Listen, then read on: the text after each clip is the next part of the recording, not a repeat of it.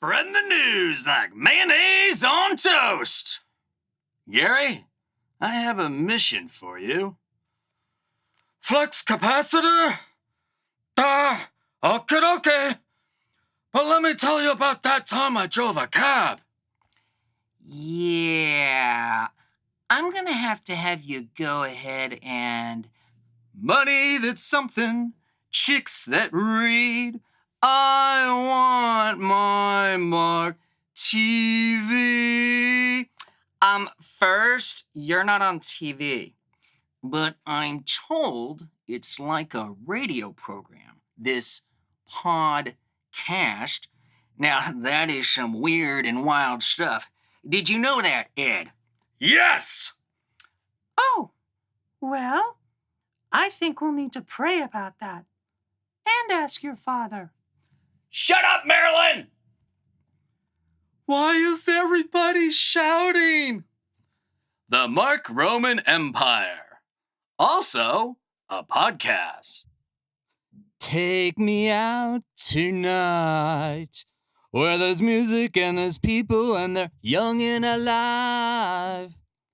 Driving in your car, I never want to go home because I haven't got one anymore. Take me out tonight because I want to see people and I want to see life. That was my Markioki, Morrissey's brief shining moment with the Smiths. Or was it my Markioki of the Sweet and Tender Hooligans? Can't wait to see them again live. By this time, by the time the podcast drops, I will have just seen Sweet and Tender Hooligans at the El Rey Theater here in glorious, luscious Hollywood. More about that next week. Oh, hi there. I'm Mark Roman. Mark who? Mark Roman. Like the Empire? We are back at Young Records, safely nestled in the costume houses and strip club next door district in North Hollywood. Because, yeah, we popped the cherry. The podcast is now officially a thing. Released to the world less than 72 hours ago, and we already have listeners in San Francisco, Austin, Texas, Canada, the Netherlands, and with special thanks to Hollywood Johnny Depp, Israel. So, shalom, eh? And stuff. Now, we just need to find the 20+ thousand humans who find it groovy enough to buy tickets and merch, right? Oh, yeah. There will be Mark Roman Empire live events that require tickets. Hey, there might even be a parade that empties into the Hollywood Bowl. Hey, someone's got to do it. So yeah, I'm growing this organically. Got to get the word out, upgrade the website, maybe pop in on a few other podcasts for a hot minute, do some promotion. In the words of the Smiths, these things take time. The Mark Roman Empire was not built in a day. Got to be honest, guys, I'm really happy to have that first one done and out of the way. I've been preparing for and anticipating this podcast for really the last decade. It's nice to finally have some crucial element in your life installed and in progress. I do this podcast for me because I like to hear myself talk, but I also absolutely adore Hollywood and Los Angeles, as well as many of the artists who populate this fair town. Yeah, I remain Charlie in the Chocolate Factory. I'm just happy to be here. I like to share a little of it with you. Now, what's it like being a fresh new podcaster? Your friends like to fuck with you. My buddy Logan, aka Hollywood Wolverine, he says to me, "Dude, have you seen Tusk yet?" I'm like, "What?" He says, "Tusk. Kevin Smith, he wrote and directed it. It involves a podcast." I'm like, "You had me at Kevin Smith." So I watched it last night, streaming now as it is on the Netflix, and it certainly does involve a podcast. Yeah, kind of like how Michael Cohen involves a resume, or The Shining involves shrubberies. Yeah, fun. You should check it out though. It's a fun little jalopy around the block there. That Tusk. Let's go to our weekly segment on books, which we launched last week. But hey, book 'em, Dano. Oh, shut up, Marilyn. And now, let us not pray. Instead, a reading from the Sacred Scrolls, Son of Elmer Gantry's Bitch. Also a poem by Mark Roman. Roman as in the Empire. The most holy reading of verses 2 and 3 with refrain. Is it because I grew up Kimmy Schmidt, not boy but man, inside the body of that Eagle Scout son of Willie Loman, the not yet dead salesman of creeds and policies? How is it the goddamn fucking knee of Elmer Gantry's? Is it because I'm still technically Catholic, brother? Chained to a pope and rage as a father, but satisfies a mother. A mother after whom my nurtured fears did once lust. A second awkward marriage averted back to dust. See, scrolls, screens, and stages speak to me indeed. So many died, some lived, that I might listen, watch, and read. But why did mommy transmit that curious reading itch? Why me? Kimmy Schmidt, son of Elmer Gantry's bitch. So say we all. And for an autographed copy of the complete poem, go to markromanempire.com and click merch. The week. Well, we got some Twitter posts. Trying to get the Twitter going a little bit more here.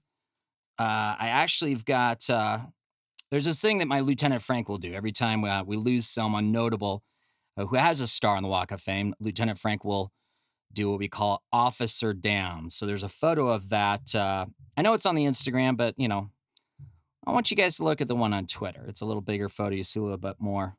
There's some guy from Michigan holding a water bottle. It's awesome. That's how you want to remember Aretha, is a guy wearing a Michigan shirt holding a water bottle. But hey, here we are for posterity. It's kind of cool. Instagram, where a lot of actions happened this week. That's a Vegas 90210.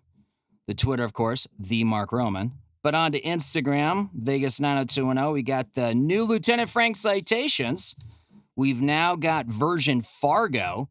And we got a lot of notable new folks. It's a violation, a Family Boulevard violation, being a number of new folks. So check that out. We're going to have links to all this stuff in the show notes, so check that out, including Hollywood Cap. He's got the little finger beckon with the glove of Thanos. Check that out. And then finally, it's going crazy. My phone was like blowing up today with my post of it, but the Sweet and Tender Hooligans quite lovely and graciously reposted my pick yesterday of their ticket I got at Amoeba Records in Hollywood. I can't wait to see them Saturday.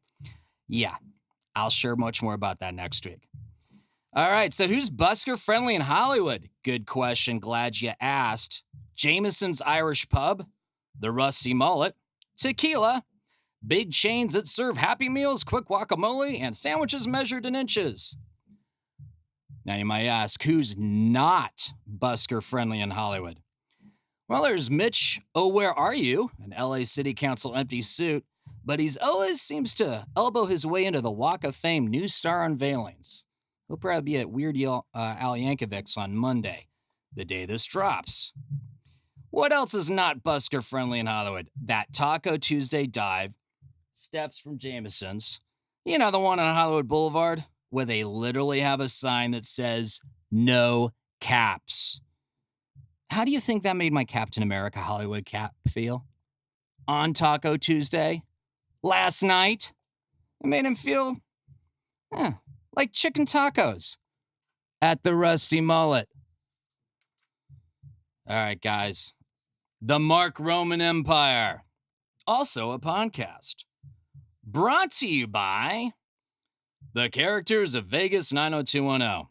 From the signature Lieutenant Frank, as seen on Hollywood Boulevard, the Las Vegas Strip, and the Los Angeles area college and NFL football tailgates, to Hollywood Cap, the Captain America of the Hollywood Avengers, as seen in San Diego and on Hollywood Boulevard. Vegas 90210 characters deliver not only a fun photograph to show everyone back home, but also a live improv performance tailored to you. Don't forget to tip your busker, and generously. Remember, I get no salary to entertain you in public spaces as a street performer. The Mark Roman Empire, also a podcast. Brought to you as well by Mark Roman Empire merch. Mark's poem, Son of Elmer Gantry's Bitch, autographed. Lieutenant Frank citations, which have been issued to folks like Tom Lennon, Joe Jonas, and David Spade. And Lieutenant Frank headshots, also autographed. It's all groovy stuff that keeps this podcast rolling. Buy my poem, citation, or headshot today at markromanempire.com. Click merch. And thanks for supporting my podcast. Now, I have a confession. I was a member of, and donated money to, a criminal terror organization, the Catholic Church. It's been years. I'm trying to get over it. Therapy helps, but since I'm not about to slit my wrist today, this very minute, I just might lose my weekly therapy under my current health plan. Because America is great again. Now, on NBC's Meet the Press this past Sunday, yeah, the one where Rudy performed some George Orwell karaoke with "The Truth Isn't the Truth." On that Meet the Press, noted loud and proud Catholic Hugh Hewitt, he said this: Donald Wuerl, who is the Archbishop of Washington, should have resigned last week, should be fired today, because he was part of a conspiracy to cover up a child porn ring run by priests in Pittsburgh. He soon tagged that with, and child peddling and child trafficking. He then later adds, I think Attorney General Shapiro, Democrat of Pennsylvania, has set a standard for 49 other attorneys generals because we cannot trust the Catholic Church. You know, in the words of stand-up comic Corey Showtime Robinson, my guest on the show today, quote, the new Predator movie should be set in the Vatican. Now, according to CBS Evening News on the 20th of August, the average Catholic gives $10 a week to their church. Now, apparently, America lacks imagination. If I don't give my $10 to the Catholic Church, what do I do with it? Well, here's an idea of the farmer's market.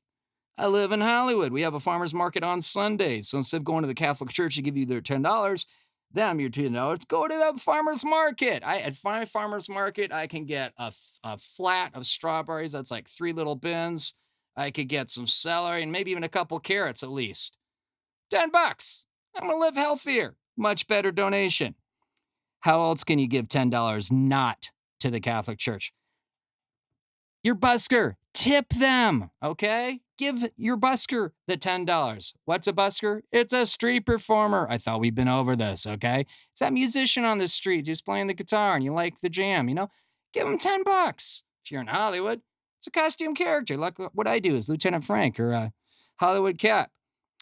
Medical students, you could contribute to their college fund. There's some Ivy League school that just started offering free medical school because apparently not enough kids are becoming doctors. That's a big problem. So you could give your $10 to an aspiring medical student to their scholarship fund.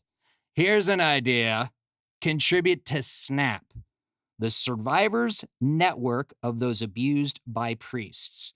We'll have a link of it in the show notes. Those are ways that you can give your $10 to anything but the Catholic Church. You could literally light a $10 bill on fire. You'll probably make a world a better place than if you gave it to the Catholic Church.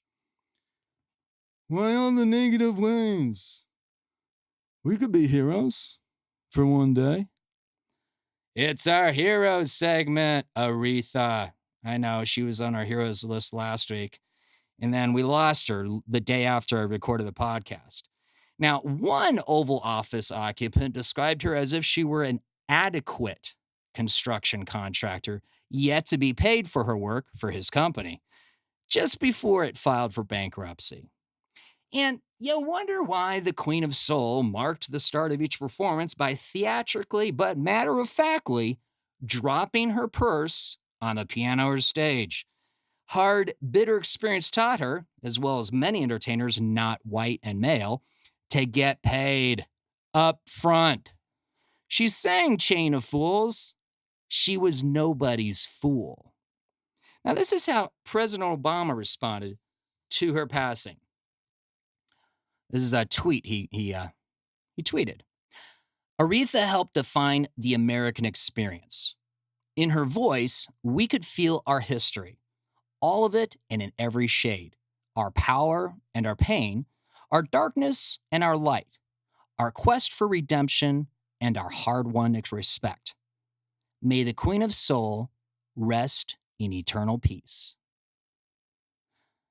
You know, I think my favorite song from Aretha, I go back to how I think I was really introduced to her. It's the film Blues Brothers. She sang Think. You got to watch that video. It's not the whole movie. Aretha's not only a hero, she's a legend. American royalty. Now, back when I was dating the rocket scientist, before my 2 years wandering the wilderness in Las Vegas, I saw Bill Burr perform at Flappers in Burbank. His opener act was this rather funny dude, a dude who just so happened to have Tourette's syndrome.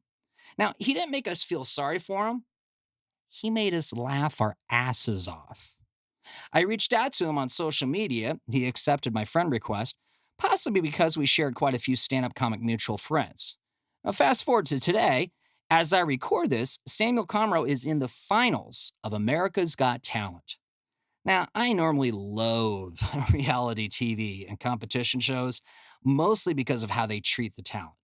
But when my artist friends make the sausage factory work for them, I gotta root for them. Whatever happens, whether he wins or not, all I know is that I remain a fan of Sam Comroe, and I can't wait to see his first Netflix special. He tells me he'll consider being on the podcast after the current AGT obligations wrap.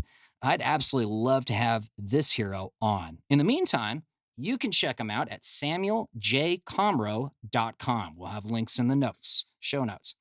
Eliza. Now, she already has her Netflix special, several of them, in fact. Maybe you saw her most recent one, Elder Millennial. Now, she also has a stalker. And as she shared on a recent WTF with Mark Maron podcast, she had to take measures and spend money on security typical of a Kevin Hart or a presidential candidate. Because too many dudes are creepy assholes.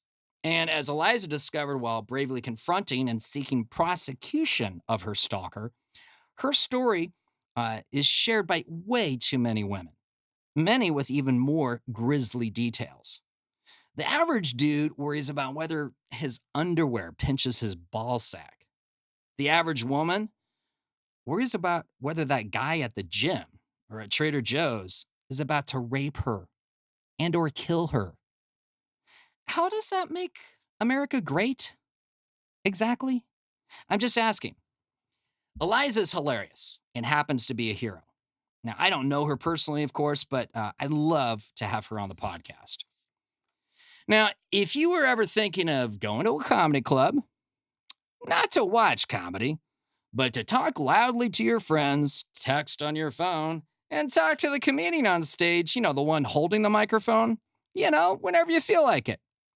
Then the video, Heckler versus Joe Klosek, it'll be like a masterclass on why that just might be quite possibly the worst idea of your entitled life. Joe casually and deftly makes this bro dude the laughingstock of not only a particular San Francisco punchline audience, but literally 1 million YouTube viewers around the globe. And counting. Now, I met Joe at a Curtis Matthews comedy class at the San Francisco Comedy College. I don't normally recommend most classes for artists, especially for stand-up comedy. But Curtis toured with Bill Hicks, I'm grateful for the experience, for what I learned, and would highly recommend the SF Comedy College. I met Joe there, and he was already an established working comic looking to hone his craft and up his game. He immediately struck me as a local Bay Area comic to look up to. If I hadn't gotten sucked into acting and moving to LA so soon, I would have liked to gotten to know him better. Fast forward to earlier this year. He entered a program for addiction. Not an uncommon thing among artists. Mark Maron just celebrated 19 years sober. I'm grateful that I must not have an addictive personality when it comes to substances. I guess I'm just too addicted to my brain operating at full capacity and lucidity. That's why I put the I in improv. But my heart goes out to entertainers who struggle with addiction. I think of Robin Williams, who also struggled with depression, as do I. I think of Greg Giraldo and others. Based on some infrequent Facebook posts, the program restricts Joe's phone and computer use. I heard for the guy and what he's going through. It sounds like he's making progress through the program, but my heart just really goes out to him. I hope Joe gets the support he needs once he's out. I mean, I feel helpless to do anything. You know, with things like this, a lot of it weighs on the shoulders of the addict. As an alleged civilized culture, I can't help but notice what a shitty job we do to actually help addicts. Instead, we create them. Joe, I love you as an artist, a sharp wit, and a solid human. I wish there were more Joe Kloseks in the world. Would love to interview you on the podcast when it's the right time. Meanwhile, I'm hoping you get all you need to heal. You deserve it. You're my hero. All right. And now, these are a few of my favorite things. Oh my God, that's like so LA. The Dresden. I first saw this lovely establishment in the film Swingers, which launched my careers, or I should say, launched not my careers, but the careers of True Detective Vince Vaughn, as well as Jon Favreau. You know, Happy, Tony Stark's assistant. Now, my cherry popped there a few weeks ago with a matchmaking date gone mild. We had a lovely adult conversation, but initially we shared this look that confirmed, yeah, this is pleasant, but not quite sexy, while lacking chemistry. But Marty and Elaine, they are an experience you must have, and I was not disappointed. They are a unique musical live performance act you must enjoy at some point in your lifetime. It's even better than what Swingers portrays. Don't say decades, say years. All right, guys. Where can you see me next? Well, Lieutenant Frank may make some cameos again on Hollywood Boulevard. He's been known to do that once or twice in the last week or two. Of course, Lieutenant Frank will be seen at upcoming football tailgates, both college and NFL here in Los Angeles. He's already done a couple of the preseason pro games, and I think he'll be doing one this Saturday, which will have passed once you hear this podcast. Of course, Hollywood Cap on Hollywood Boulevard with the Hollywood Avengers, both Hollywood Iron Man and Hollywood Wolverine. Now, don't forget, if you're on the YouTube, we are Mark Roman Empire. Me, myself, and I, the Royal We, or the Imperial We, perhaps. On SoundCloud, it's Mark Roman Podcast. On Twitter, the Mark Roman. Instagram, Vegas 90210. You know, like the Tory spelling vehicle. On Facebook, it's Mark Roman Empire now. Formerly was Mark Roman Creative. You know the deal. Subscribe, follow, view, like, share, retweet. You know what to do. Of course, you could forget all that stuff. Just go to markromanempire.com. That'll have the latest info on the podcast, where to hear it, all the links, the merch that keeps this going, as well as the vital show notes for all those references along this primrose path. You know, it was Ladies First last week, the debut episode with Ashley Mary Nunez. I got her name right on the podcast last week, and she congratulated it to me, and here I am slaughtering it now. Sorry, Ashley. Ashley Mary Nunez. Now, my second interview is with a dude, but still not another white guy. Corey Showtime Robinson and I go way back to our early comedy days up in the San Francisco Bay Area. Now, I'm going to have to check with him, but I believe we met performing at an open mic at Tommy T's in Pleasanton. He actually continued the hard work of performing all the time at open mics, whereas I got sucked into acting and then busking, and now this podcast. Corey is now an award-winning working stand-up comic, and like me, here in LA. You may know him from his Taco Bell diet bit, or his hashtag, "It's not about race though" posts.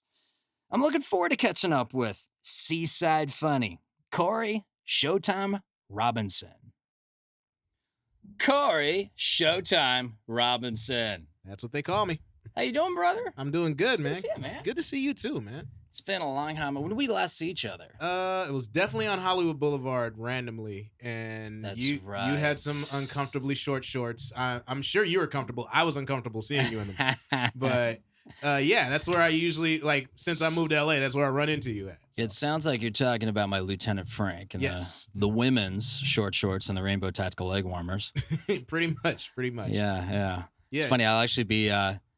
I'm going to see the Sweet and Tender Hooligans this Saturday. They're a cover band for the Smiths and Morrissey. Okay. And Tom Lennon, the guy who was Lieutenant Dangle in Reno 911, which my Lieutenant Frank is loosely based on, he plays guitar when the Sweet and Tender Hooligans play in LA. So, yeah. So yesterday I go get my ticket at Amoeba because it's right there in Hollywood.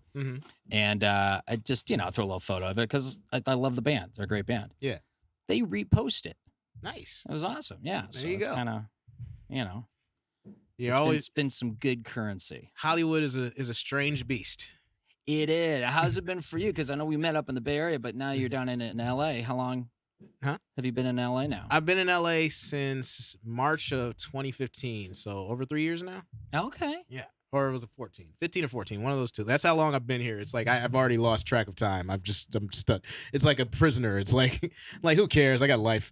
This town will do that to you, won't it? It certainly will. There's so many pitfalls everywhere you go.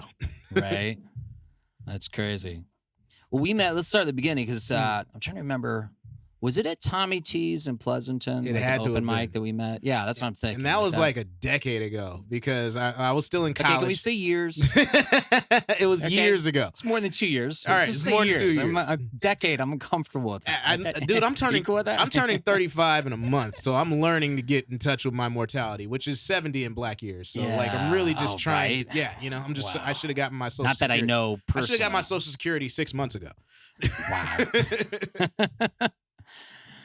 But yeah, we met in Tommy T's years ago, back when they had an open mic every Monday, and it was like a competition. And yeah, it was Mondays, wasn't it? Yeah, and it was like every Monday, it was like everybody would come. It was Monday or Tuesday or something like that, and you come in, you pay your $5, and the winner, the audience, because you're a performer. Yeah, so you got to pay money to, of course, provide the entertainment that other people are gonna pay money to see. Exactly. Yeah, no, it makes sense. And then I remember the staff would pick their 5 favorites, and the audience would pick the winner, and the winner got half of whatever the pot was. Right. I think the first couple weeks they gave us the whole pot, and then they're like, yeah, no, we're gonna cut that in half. And then after a while, it was just all Drew Polt and Joey Bragg. I remember that. I think I won it twice. I was happy just to get it. You won it 2 more times than I ever understand. did. Well, I got to open for Lisa Landry once, I think. Nice. I think I just lucked out because she happened to be there. And I got to be honest with you, I kind of feel like I don't know. Let's just leave it at that. Yeah. Love you, Lisa. Want to have you on the podcast. Recovering mortgage broker. I remember that joke. That's right. Back in the day. Wow. Seems like a lifetime ago. It was. Now, you are Seaside Funny. I am. Hashtag the letter C.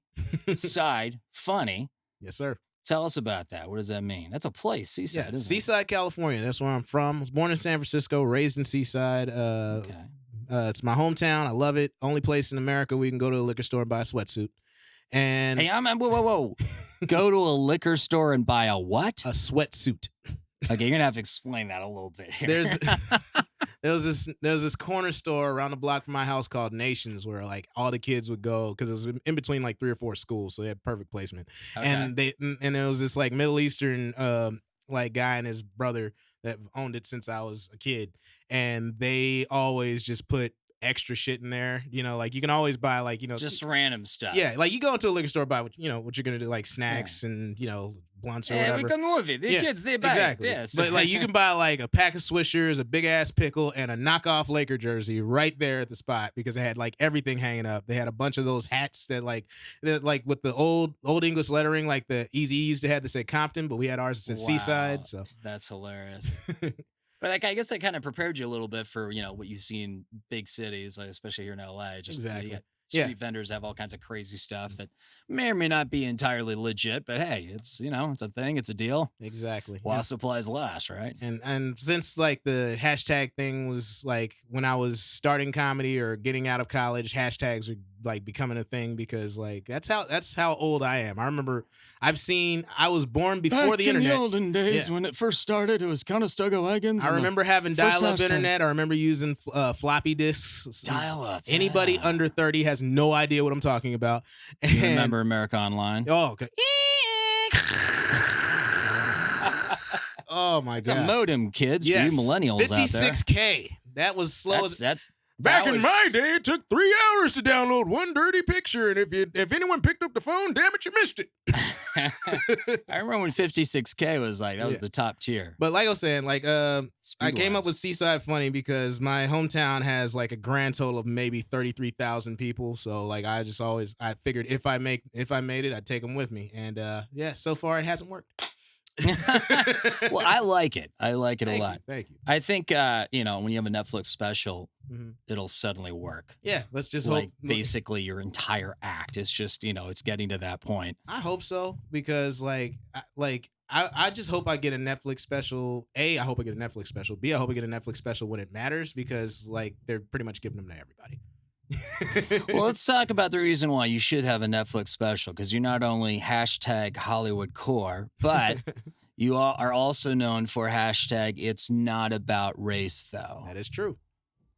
And I want to talk about a couple of clips you already got floating out there in the internet, but talk to us a little bit about It's Not Always Race, though, because I am just, you know, your basic average middle-aged white guy. If you looked up white in the dictionary, you would probably pop up, Mark. And you're awesome. I have no problem. with And I that. get that. But that's why it's like, for me, I grew up in a small town in Northern California, but, Mm. you know, I had Japanese friends. I had Filipino friends that, Yeah. to me... If you grow up in the Bay Area, you're going to grow up around everyone. And that's one of the beautiful things about it. And I came up with It's Not About Race, though, because when you do grow up around everyone, you realize that it isn't. And it's not the big deal. It's not like race is just something they use to divide us and everything. But it's a twofold thing. Well, it's a good thing. It's Yeah. diversity. It's like Mhm. you have, you know... Yeah. You don't want vanilla white bread all the time. No, you don't. But it's also twofold because one, it's not about race though. It's really about money. But it's always a white Right. person telling me that something isn't racial, and that's really what made me come up with that. Like I'll be explaining my experience to someone and be like, "Oh, that's not a racial thing," and I'm like, "What?" So you guys, Right. you guys are the majority. You get to call us minorities and all this other stuff. But then Wow. on top of that, you get to judge whether or not something that happened to me is racist or racial or not. So it's like kind They of don't get to define terms. yeah, it's kind of a sarcastic. get Oh, the it's not defined about race terms. though. You know what I mean? Like, so that's why I Yeah, kind of it's- came up with it, and I just kept kind of running with it because I don't know if it's the algorithm or what, but like every day I'm just confronted with something else that's just like it's clearly racist, but I know someone's gonna be like, this isn't a racial thing, so I just put, but it's not about race though. You know? That's amazing. I mean, as a white guy, I'll have like other white guys come up to me and they think that it's cool because I'm another white guy. They just start talking some shit, and I'll look Oh, at yeah. them and I'll go, "That's pretty fucking racist what you just said." It's Dude. like, "Oh, dude, no, you know, I didn't mean to." I'm like, "Well, then why the fuck did you say it?" Like, you know, it's not. It's a creepy thing because in my travels, I've run across some people that have gotten a little too comfortable with me.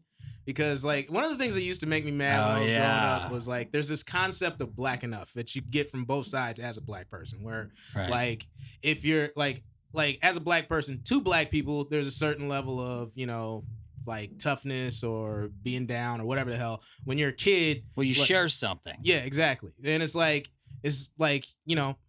Omarosa right now isn't exactly at her blackest moment. Let's just put it like that. Like her black card has been pulled a long time ago. So, there's a black enough level to like no one wants to be an Uncle Tom or anything selling out the race. But, Right. But it's also on the other side where like I'll just like growing up and like my mother's a teacher. So I had Oh, she is. Yeah. What's she teach? She was first or kindergarten through 5th grade. So Oh, okay. I'm Those on are top fun for 35 ages. years. Yeah. So What there subjects? was kindergarten through first Oh, that's grade. So right. it's You just don't really break general- it down yeah, then. Yeah, Okay. there's not really like a distinction like history for 3rd grade. No, it's just like you just teach everything. So, but I forgot. It's like my son now. He's like he's about to turn 20 here in days, and he's Oh, going wow. back for on Friday his first or his 2nd year at Syracuse. oh, congrats, He's already got figured out at becoming a PhD, getting his doctorate, becoming a professor. When he figures out how to pay for some of that shit on his own, Crazy. you're gonna be the happiest guy. Well, we might have him on the podcast. I don't know. He and I have talked, and there's a segment called the Connor Caveat. We Mhm. might do. I don't know. We'll see. We'll Yeah. see. But mom was a teacher, and there was no bad grades for me. Like I had to get like I was damn near an Asian kid. Like if I got a B, no. I was So getting you had my all ass that kicked. extra pressure. Yeah, and so I was working hard. I get good grades and stuff, Yeah. and I wasn't exactly speaking like I have kind of an accent, kind of a vernacular, but I don't really sound like there's a movie out right now, very good movie called Sorry to Bother You. It's all about Right. code switching and using your white voice and hey, how are you doing? It's good to talk to you. Yeah. But like, so sometimes I come off as like kind of Caucasian in my voice. And so when I guess there's a level of comfort you get to with certain people where like I didn't seem black anymore. So they'd start, Wow. so they'd you start. lost your black credentials. Yeah, but with white people, that's more like, oh, now you're one of us. We can talk to you now, and that's when you're like you were just talking. Like they come up and say some shit to me. I'm like, you do know I'm black, right? Like, and I think it's just, and I think to certain white people, Yeah. like black enough, their level is just how likely are you to knock me out for the shit I'm about to say? You know what I mean? It's a violence level. So there's, Yeah. and either it's way. just- And like on both sides, it's wrong because like from black to black, it's like I would get beat up for talking white or having good grades, and I'm like, why is Wow. everything that's good considered white and everything that's bad considered black? Like you want me to play right? basketball or sell drugs, and that's a good thing, but I got like straight A's in middle school and I'm getting my ass kicked. Like I don't understand what we should really be looking up to. Like there's 2 guys who just got indicted yesterday, and I'm listening to like the Daily, the New York Times podcast, and they're literally, you got these like experts, and they're saying this is like a defining moment in American legal history, Mm-hmm. and the 2 people who were guilty, they're white guys. Oh yeah, very guilty and very white. And, Yeah. And it's fun. I was thinking the other day, like, I don't know if it's Manafort or Cohen that's in trouble for fraud. Probably both, but like, it's funny. Yeah, right. It's bank fraud. I think it was Manafort that was specifically bank fraud. And it's funny that so many Republicans are looking for election fraud and welfare fraud, but these 2 cats just got super in trouble for fraud. Right. Exactly. So, and like you've been defrauding banks, like you don't need all that. You're already rich, and you're still defrauding banks out of money. Oh, don't even get me started. I mean, I start talking about banks. If I was sitting next to Bill Burr, he would be going, dude, chill out. It's gonna be all right. It's gonna be okay. Take a walk or something. Have a hamburger. It's gonna be all right. I hate banks, but man, you just whoa, Mm. hey. Yeah. I mean, let me take you a ride in my helicopter. I take your mind off. Must be nice. I would love that. I've never met Bill Burr, but that would be. He's I have like my ridden in a helicopter imaginary one time. older brother. Like probably 90% of my stand-up comic buddies. There you go. Speaking of imaginary or not so imaginary older brothers, someone told me that in one of your many forays to the Comedy Store, Mm-hmm. that you went to a super secret basement area and you got to enjoy some, how should we say, herbal remedies with none other than. Well, this is a different story, but like the funny thing about comedy, the Comedy Store is it's like a haunted mansion. It really is, isn't it? Basically because there's a bunch of trapdoors and weird switches and a lot of people died. But And for people who yeah. don't know, the Comedy Store is this iconic, possibly It's- the #1 comedy destination in LA. it's my favorite place in this town to hang out because It's where Richard Pryor did Live on the Sunset Strip. yes, and it's and it's funny because like it's I guess it's like a rite of passage to be a comic and do drugs at the Comedy Store. And so I'm proud of myself because I smoked weed in about 40% of that building. So you're in. And I haven't been to 50% of that building yet. So like, Wow. and that's the crazy thing about the Comedy Store. You never know, like it's all painted black. So you could be leaning against the wall. And this has happened to me once before. Yeah. I was leaning against the wall and fell into a room. Like, Wow. I didn't know that was wall there. was a curtain. Yeah, exactly. So, and there's all these different things, but like, it's cool because you can accidentally run into your heroes. Like one time I was out smoking with some other comics and Ron White just shows up and is like, "Hey, who's got a light over here?" It's like, it would be my genuine pleasure. And Too cool. I'm just sitting there smoking with tater salad, and it's just like, Right? and it's cool because like he's super down to earth. You can tell that dude's from Is he? like, he didn't come from money, but he's got it. You know what I mean? Yeah, Like his yeah. suit was immaculate and stuff, but he was just like, "Can I take a hit of that?" Like, all right, I'm gonna go get on my jet. Yeah, That's good to hear. Because you hate it when you meet heroes Mhm. and then you find out they're an asshole. Oh, You yeah. know, and I'm always kind of like, I worry about that. It's like one of the hazards of being in this town is that, you know, Mhm. you're like, I don't want to find out this guy's an asshole. You I know? lucked out I because want to keep him on the perch. I met some of my heroes and they haven't been assholes, and I met some of my friends and they turned out to be. That's the crazy thing. Like Copy like the people that. that you like turned out to be Yeah, assholes. right. That's the ones that really suck. Wow. Because if you meet one of your heroes, you never met him before, you probably never see him again. So this one instance is just that one instance. But you have a friend that you've had for years, and then they turn out to be an asshole. That sucks. Right. You know, Copy that. How do you know so much about my life, Corey? because we've done the same thing, man. Being an artist is just a long, slow slog, man. Like people say, like life is short. You know, like life is short if you do it right. You know, life like if you're Interesting. having a ball, life feels short. Yeah. If right? you're fucking up, Exactly. life is like 375 years. It's Right, gonna it will feel like never end. it'll feel like a millennium. Exactly. It's like the line of the DMV. Mm-hmm. Well, let's get into some of your, as the industry likes to call it, content. Okay. Taco Bell diet. So wait, am I doing stand up now or like what's going No. I just, it's a funny clip that Yeah. people can see online. By the way, we're going to have links in the show notes. Please so do. any of Please this do. stuff people can see. If you don't know who Ron White is, we'll have a link there Yeah. for that. You know, if you don't know who, is there anyone else that you managed to run into? Dave Chappelle. Hello. Yeah. If you don't know who Dave Chappelle is, you probably shouldn't be listening to this podcast. Yeah, I'm not going to have a link. If you don't know who Dave Chappelle is, there's probably other podcasts you Yeah. could be Like listening I don't to. know how you made it this far in life. I don't need listeners that bad where it's like, okay, I have to explain who Dave Chappelle I've is. to you. literally seen Japanese people that don't speak a word of English run up to Dave Chappelle. Yeah, is it too much to say he's kind of Richard Pryor for our generation? Oh, absolutely. And Yeah. like it's funny because comedy is so subjective. You could say this guy's the best or that guy's the best, and people get mad. Now, I think just about everyone, it's unanimous in the comedy community that like this dude has got the crown. You know, like Yeah. like Kevin Hart might be the most successful at the moment, but Dave is the Right. best. Right. You know, He's iconic. He's legend. I mean, just the whole thing with what he did with his show on Comedy Central and show his stand up, his stance on it. Like I gained so much respect for Dave for just just turning down the money because it's not about the money now. You know, and it was funny because he could turn it down because he already had it.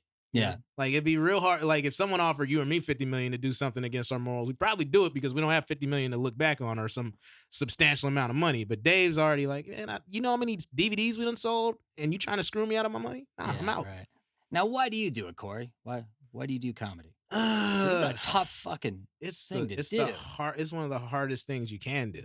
You know, because like I relate it to sports a lot because I think I just want it to be that way. Because in sports, whatever number you have is what you got. You know? Right. If you have 100 points and the other team has 90, you win. You know, in comedy, it don't matter. You know, it's subjective. It could be like, even if there was a fair scoring method, it still wouldn't matter. It's all who you know and like what connections you have and where where you're seen and what being in the right place at the right time. But I love it because before I knew anything about bills and life and girls and this, that, and the other, Right. when I was a kid, I learned that when you can make somebody laugh, that's a powerful feeling.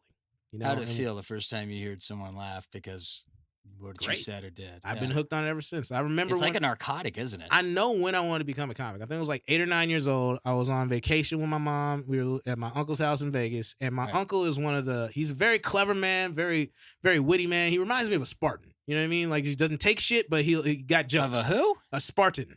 You know, like I read like the actual people As from in Sparta. back in the Yes, day. yes, like- Sparta, Yeah, Spartans were very like, if you don't know, 300. yeah, that sort like of I actually thing. read up Yeah. on the history. Like they were, Oh, really? yeah, they were an elite Interesting. society that really did throw babies off the cliff if they were, you know, Yeah, like, they didn't tolerate bullshit nah, at you all. had to did be they? you had to be a warrior or you were out. Yeah. It didn't matter. Like Yeah. they only the strong. And my uncle Mhm. reminds me a lot of that. And what I remember like reading through that is like a lot of historians say the Spartans were very sharp tongued. Like they wouldn't, you know, like it's just like a boxer. Like, you know, you're gonna talk shit, you know, Right, like right, you right. can't beat me up.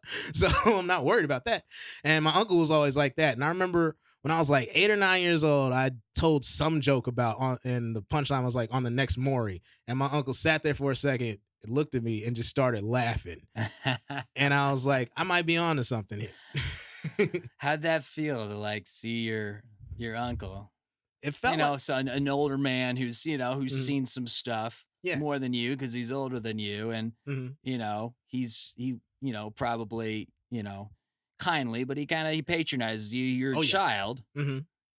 but to kind of break through that exterior with your comedy where he breaks down, he actually laughs, probably in spite of himself because Yeah. he's trying to like, yeah, He's I'm trying the- to fight it. Yeah. I'm the adult here, you know. It It's made like, me I'll tell you feel- when I think something's funny. I you felt know? like I figured out a cheat code or something. Like, cause yeah, you broke him. yeah, like Yeah. when I was in college, like my last semester, I took judo, and I remember my first day in college. There was this little, like the sensei, there was this cocky black dude, Dave Williams. Hey, Dave, I hope you're listening.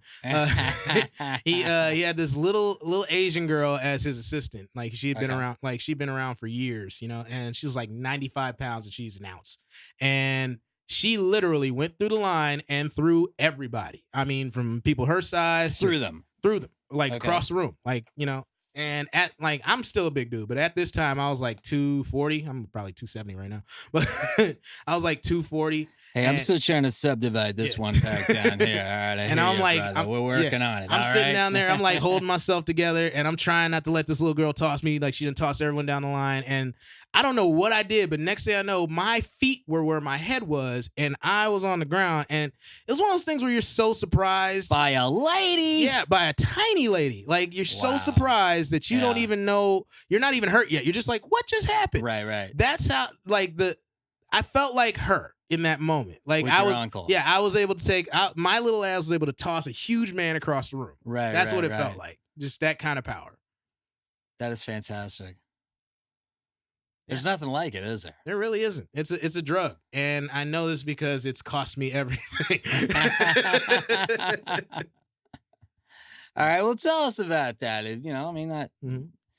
as much as you feel comfortable with, what have you sacrificed to be a comic? Man, relationships, friendships, tons and tons of money. So you've had those too. Have you ever had the relationships where like they somehow never managed to make any of your shows? Yeah. Not even one. Yeah. Well, I've had the ones where they make like a lot of my relationships came from the show, and then like they don't come anymore because A, it's like I've heard it all before. and Right. B, it's like I don't care. Right.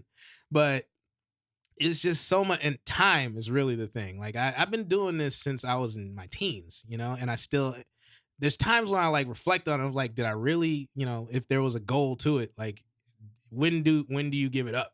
You know, because I haven't quite got there, but I still love doing what I do, you know? Yeah, but here's the thing, like, it never was for me. For me, I feel like, you know, it wasn't a vocational choice. It's not like Mhm. you're sitting down with your career guidance counselor in high school and they're like, Yeah. well, you could be a lawyer, you could be a chemist, you could be a politician, for or me- you could be a stand-up comic. But Like, for that's- me, it was though, because I knew was it? I Okay. wanted to do that shit before so many people have jobs. you and wanted to or Yeah. you needed to? a little both, but like so many people have jobs and then they discover comedy and then they want to pursue that, but they keep working and whatnot. I was into that before I was old enough to work. So I figured this is what I'm going to be. Yeah. And so like I went into just about every job in my life feeling like this is just to supplement what I'm going to do, You know what I mean? Because like this is See, like a you're job so was just far something. ahead of me. Yeah, my job was just something I'm doing. My comedy is who I was. So it's just like that. You had it figured out. See, I didn't even know that. I wanted to be a comic. I just didn't grasp that that's what was going on. I kept trying to shoehorn it into all these things that people were telling me I should do. You should go sell. You should go do this. You got great people skills. I just want to entertain people, but I didn't realize that's what was going on. Yeah. Well, for me, it was like, I feel like it's a little more like, I can't say it's more difficult. It's just different from my angle of it because like you hear those stories. It was like, yeah, I was a real estate agent. I was making a lot of good money selling houses and stuff, but I just wasn't happy. It was like, nah, I never had money. So it was nothing to really worry about.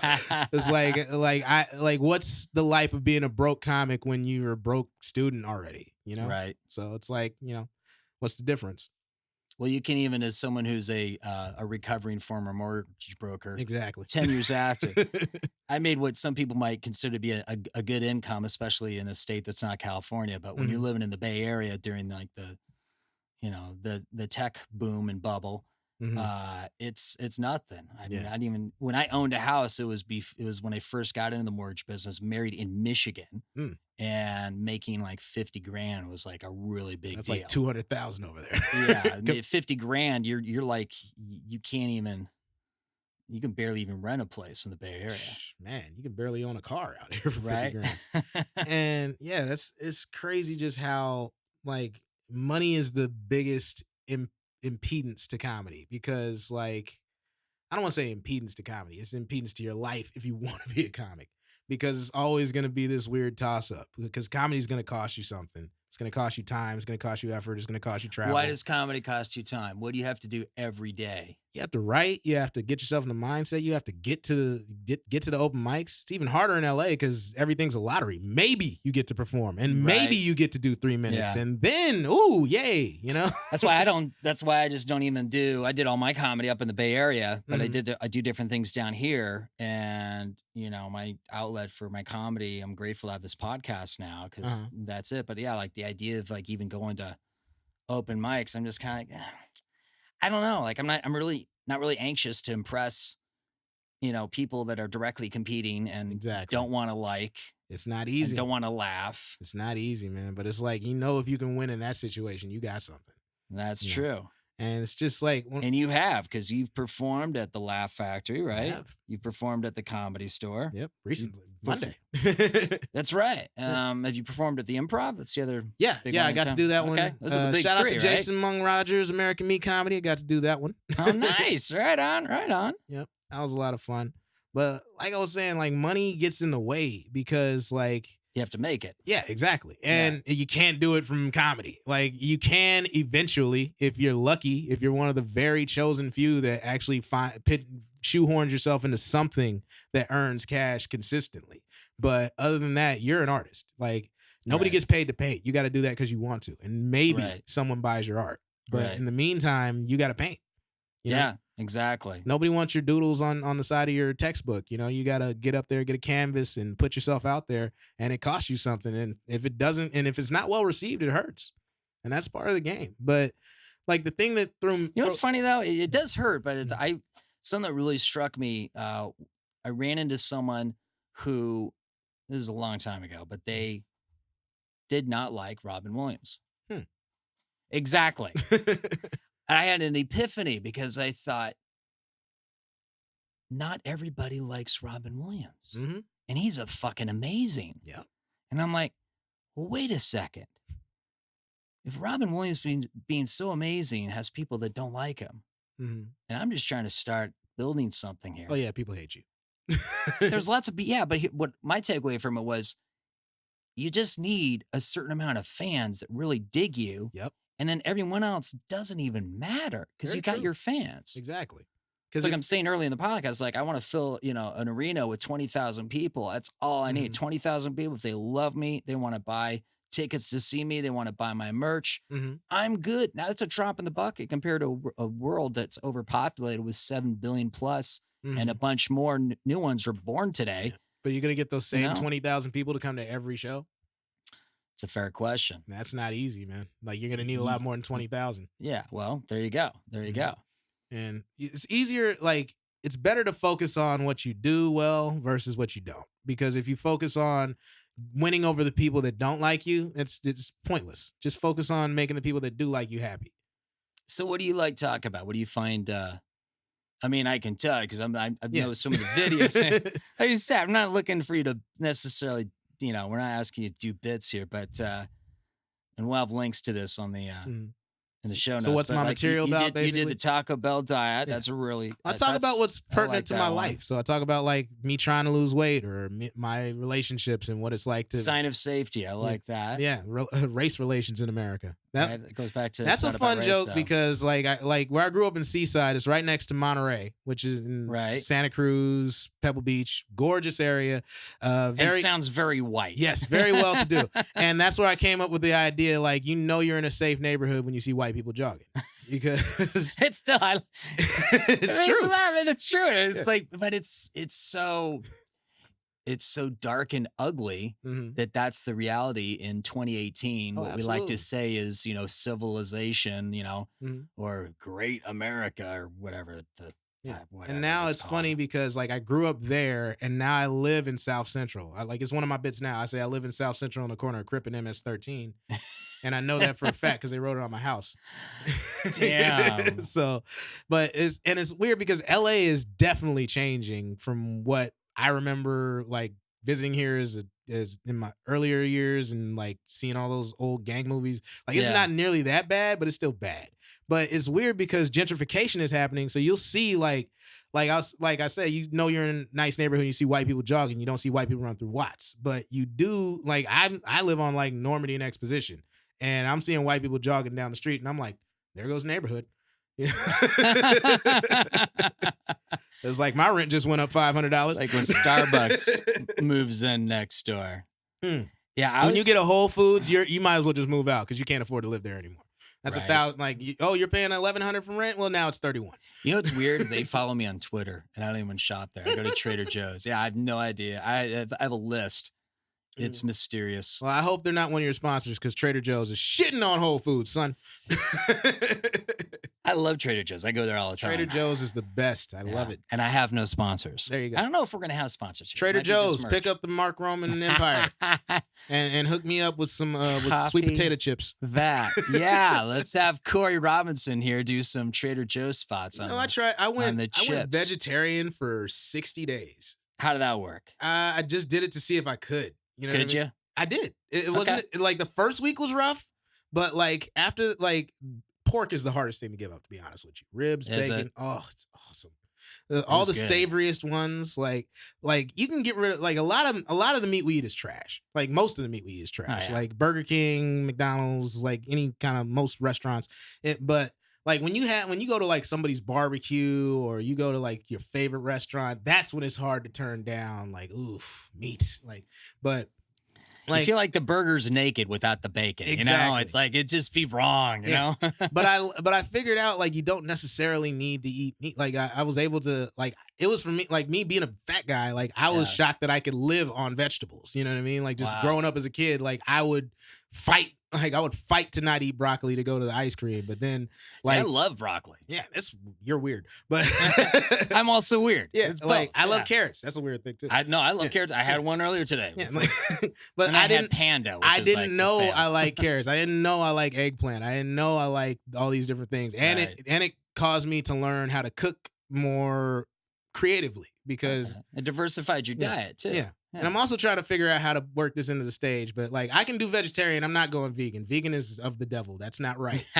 And you can't convince me that veganism is a thing because if it was good, then why are you trying to make all your food look like real food?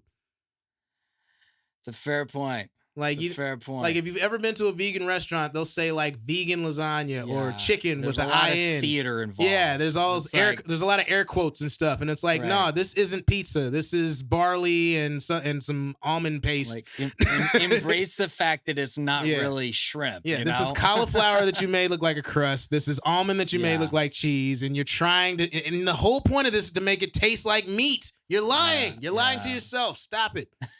We didn't get this high up on the food chain just to eat the trees. See, I'm with you there. I'm like, I want to believe in. I'm like Mulder in the X-Files. I Mhm. want to believe in the vegetarian and even the vegan cause. Mm-hmm.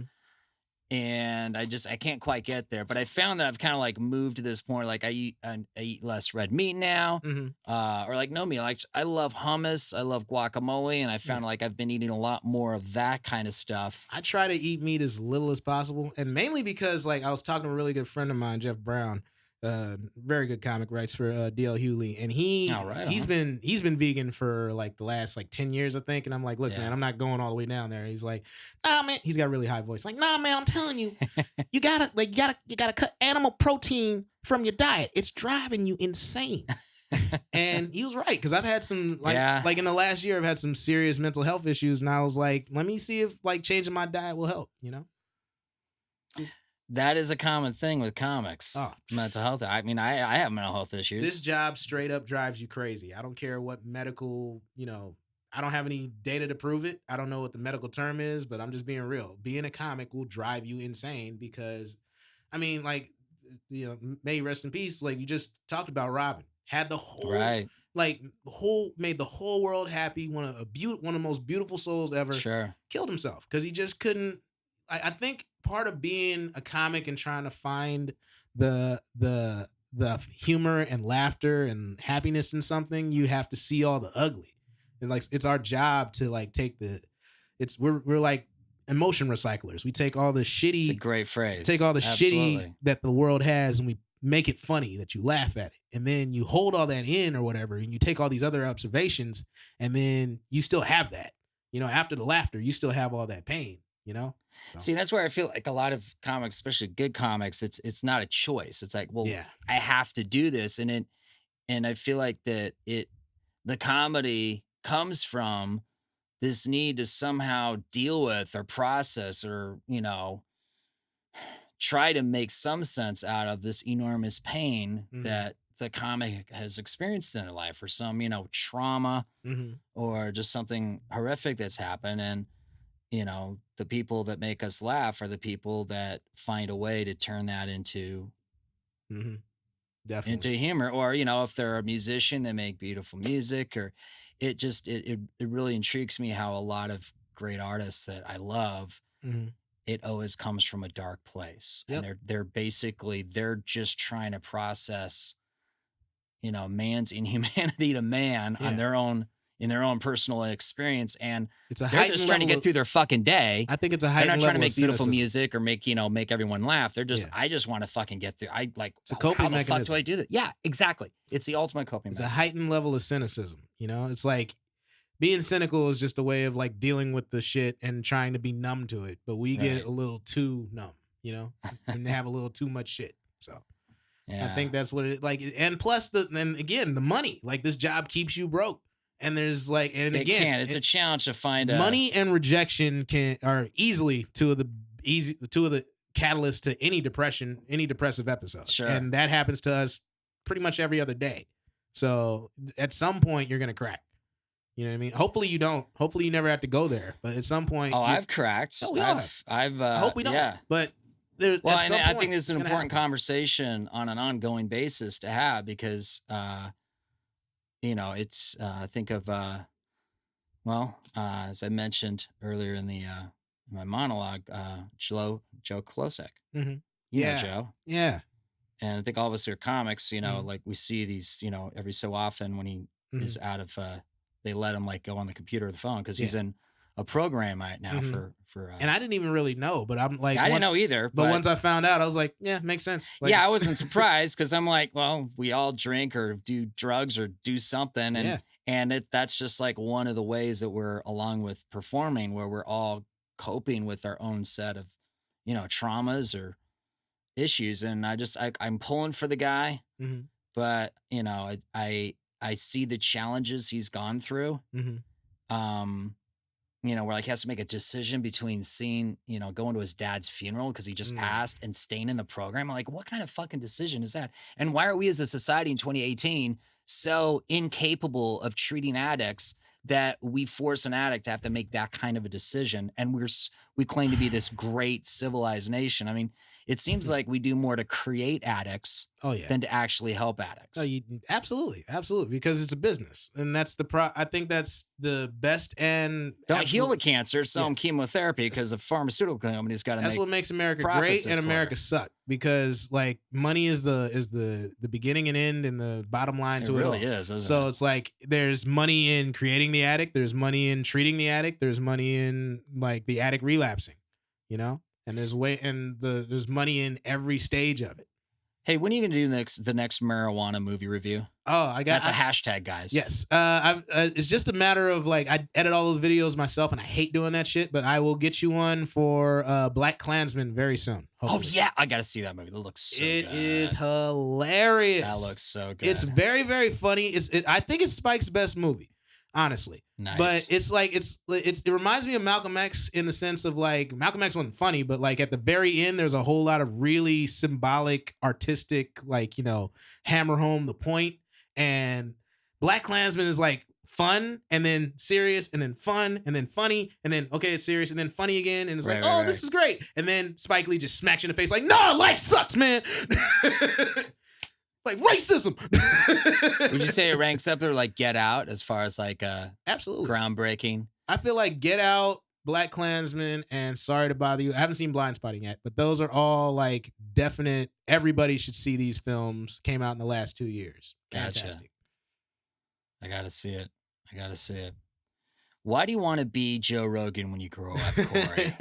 You told me this on the Yeah. phone yesterday. Because I'm like, Joe Rogan, like, I just one of those people that like I look up to. Like, he's a renaissance man in today's world. Like the dude, first of all, he knows every jujitsu thing there is. Like the dude is yeah, he does, doesn't he? He's he's like a walking He's the encyclopedia. Jim Ross of which is- UFC. He knows every like, oh my God, he's got on a Nigerian toe hold or whatever it's called. He knows what it is. Yeah, he and does. and he knows it because he's been practicing Brazilian Jiu-Jitsu for years. Like dude's like a brown Crazy. belt, which lets you know how hard it is to be a black belt in Brazilian Jiu-Jitsu. Joe Rogan, I think he Right. has it by now, but last time I heard he was a brown belt. And Wow. then you look at his resume and it's like he doesn't have anything that's like over the top, like he's a superstar, but everything he's done has been like he was on Wings, he was on like radio. That's right. He was on Wings, wasn't he? Yeah. He was either Wings or that radio No, he show. was the janitor in Wings. Yeah. And Yeah, then, yeah, yeah. And then it was on that radio, that one radio show. No, it wasn't a radio. News show. radio? Yeah, yeah. It was like, Oh wait, news radio is It was a sitcom, Okay. but it was about radio. Yeah, yeah, yeah. Remember David Spade was on it too, and like Yeah, he's David done. Spade's good shit. Yeah, been in a bunch of movies. I can't say that UFC. enough times. I'll share a Mhm. story sometime, but he is like, I had an encounter with him, and he was incredibly kind Mhm. and gracious, and went totally against what His the character. typical character that he played. Yeah, Yeah. and I just He's just um, typecast as a snarky little bitchy guy. yeah, and I gotta tell you, like ever since that moment, like I'm rooting for that guy. Mhm. I like, and I haven't even seen Joe Dirt yet, and I feel a Yeah. little bad. Like I need to like catch up, but I love the guy. It's like when his sister passed, my heart, wasn't just Mhm. like, all right, here's another celebrity story. I'm Yeah. like, oh man, I always thought David Spade was kind of like that character, but like I gained a lot of respect for him one night when I saw him at the Comedy Store, and and it was just like just seeing how the other half lives, and it was just like he's coming out of the store, he's shaking hands, taking pictures with people, and then he gets into this Bentley that I swear I've only seen in Forza and Gran Turismo. Like, I mean, the shit had a livery, like it said like number 7, it had a big wing, and then he got in it, it started up like Oh the my Batmobile. God. I was like, I want to be like, I want That's to be like you. hilarious. But back to Joe Rogan. Like, I want to be like That Joe is Rogan because, hilarious. like, if you ever listen to his views on things, it's not like he's just spouting off, like, from the left or from the right or spiritual or religious. It's like Yeah. he's lived his life, he's done some drugs, he's had some experiences, and he's like, nah, this is what it is. Yeah. Yeah, It's not- and he's not- coming from a place of experience, Exactly. and he's not just talking out of his ass. And he theoretically. doesn't just talk about shit that he doesn't know. It's like if it's something he doesn't know, he wants to find it out or go check it Yeah, out. he's got an insatiable curiosity that's palpable. And Exactly. that's Like- I love that. Yeah, him and who was the other guy I was gonna say? But yeah, like I want to be like Joe Rogan when I get to where that level of, I don't think it's financial security. I just think it's like just like life security where you just do what you want. Right. know, Well, you have it- choices. Yeah, it's beyond financial. It's a more like you got to be there. you know. Speaking of choices, you have a lady. Now, did she choose you, or did you choose her, or was it mutual? Like what? I think we chose each other, Okay. and it's ironic because How long has that been going on? About 3 years, going on 3 years. Nice. I'm happy for you. Thank brother. you. That's I'm awesome. happy to be in it. I'm happy to be with her. She's happy to be with me. And she's supportive of you, what you do as a comic. very, very supportive. When I was That's huge, man. I was running a show for about a year out here at a. That's right. You got Robinson Comedy Services, Yes, right? yes. Soon to be an LLC.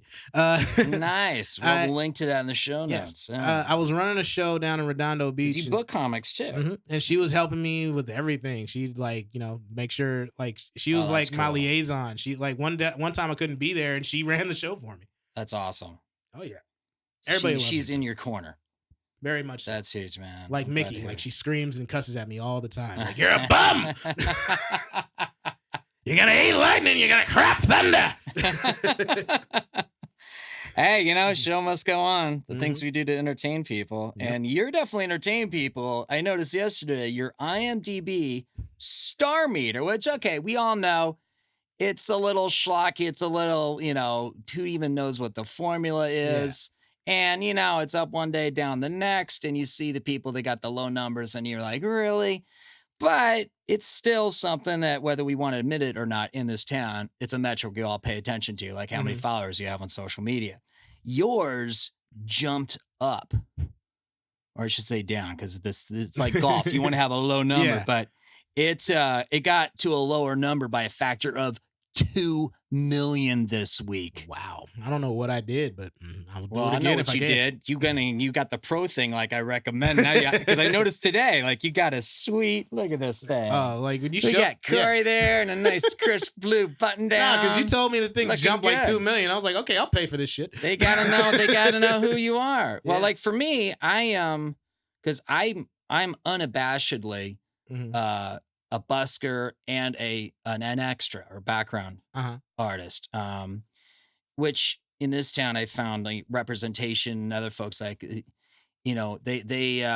they're more impressed with a prostitute or a porn star or a reality TV personality No shit. that glows orange. And the second you say like, you work as a street performer or you did background work on some show, they're like, oh yeah, we're gonna maybe want to leave that off. I think it's because the like IMDb, the resume, like anything, never bring that up again. Yeah. And it's like, I have my IMDb is littered with background work, and I'm Mhm. okay with that because to me, it's like, somebody's got to do it. yeah. And if someone sees me and they're like, I like that look, I kind of like he did some tiny little thing in that corner Mhm. that you barely saw. But then I've had other moments where I'm like really featured. I Mhm. just don't have any lines. Yeah. That's the nature of being a background. Yeah. And I'm like, that's how people can find me is through the IMDb. And then the other thing is like, it's on me to, as a performer, to create new content Mhm. and do something new that's compelling that people want. And if I can't do that, then that's on me. But it's like, I'm not afraid of these other things that I've done that aren't seen as glamorous. Yeah. And that always just kind of blows my mind. It's like, it's like I'm doing this podcast now, and I Mhm. was always planning to do this. And, it's not mutually exclusive with being a busker or being a street performer. And it never will be, Yeah. Well, this city is Penn all, and Teller were street performers, but Robin Williams was a street performer. Rod Stewart is a street performer. Yeah. And it's like, this city is all image, man, and it's like completely. it is a totem pole thing, and like smoke and mirrors Yeah. all over the place. And the funny thing about comedy compared to the rest of it is like there's a level of like, everybody wants to be like, like George Clooney actor, blockbuster, like every summer you're in a movie. Everybody wants that level. And somewhere on the bottom is like, like open micer or I guess like background or whatever you want to say. Yeah, open micers in the comedy world, sure. Yeah. Right. But like it's somewhere in that, like somewhere on all levels, they all try to get into comedy. And I've got way more respect for any background, any busker than a reality star, because at least you worked at your talent.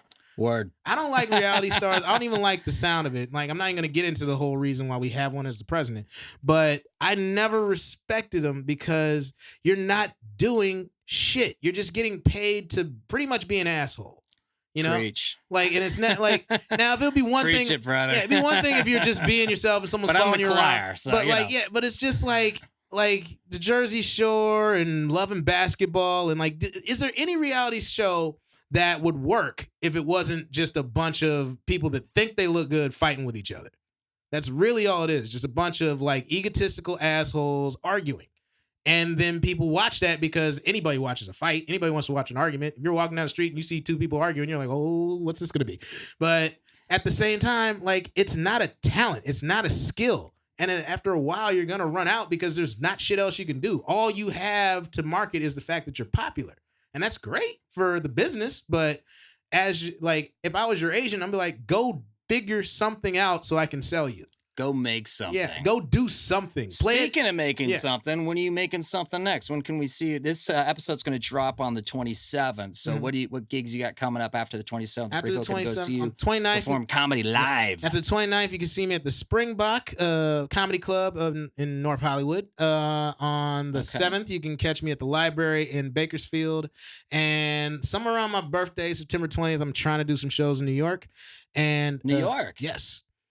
Whereabouts in New York? I have no idea. Fair enough. I have never been to New York. That's why I want to go. Oh, really? Okay. Yeah, and I've heard great things about it, so I'm trying to do that. And then late in October, I'm doing Pachanga. So just have to check my. I'm gonna say my website. Nice. Say my Facebook. Nobody really has a website. That's for when people want to play blackjack or poker on tribal land. Yes. Yes. I need to open my poker. It is a game beautiful myself. resort, by the way. Like, it's in the middle of nowhere, heat, and just a hot ass desert, but it is gorgeous. I love Pachanga. I believe in. We'll put links in the show notes so people can see your calendar and everything. Yes, sir. Along with all your social media and what have you. Well, how do you feel? You feel like we? I feel good. Yeah, I Great. do too. Yeah. Me too. This is nice. I hope this keeps going. I hope to get more popularity. I want to be back. So I want to have you back, and I want to see that Netflix special. yes, I want to be able to tell you when it's coming out. So maybe I'll be making my big announcement on the Mark Roman Empire. And that would be Corey Robinson Mm-hmm. doing that. Looking forward to it, buddy. Yes, sir. All right. Well, that's another one in the can, guys. It was really good to catch up with Corey. I'm feeling like, you might volunteer to be my sponsor in the Get the Comic Back on Stage and Comedy Clubs program. He did just head down the street to a local comedy room. I don't know. Maybe I'll join him later. Who knows? We'll see. Look, I loved having him on the podcast. We will have the show notes up at markromanempire.com, so that way you can easily reference any links, all the show dates that are upcoming for Corey, and all the other groovy stuff that was mentioned. I'm slowly, organically building this podcast, but that doesn't mean you can't help. And I get it. Look, you're busy, I'm busy, we're all busy. And of course, we got to catch up with the latest episodes of that made-for-TV maxi series, All the President's Men 2, Full Throttle, but no collusion yet. Look, I get it. We're busy, but just find some time in your schedule. If you like this podcast, tell someone about it. Let's spread the seed of it and make it grow, of the podcast, all right? Follow, like, and share on the YouTube, the SoundCloud, and whatever other platforms we manage to get. We might have iTunes and Spotify coming up here. We're working on it, guys. Making this free to you podcast, hey, it's still costing me money, kids. So if you like it and you want more, buy my merch. The Lieutenant Frank headshots and citations, my poem. It's what we got now. It's still enough. Now, where to listen to the podcast and my merch, links to all of that you'll find at markromanempire.com. Now, I am doing more on the Twitter lately, where I am the Mark Roman, Hollywood Cap, and Lieutenant Frank Grooviness, mostly on my Instagram at Vegas90210. Buskers like me get no salary, so always remember to generously tip your busker. Hey, until next week, kids, I remain Mark Roman.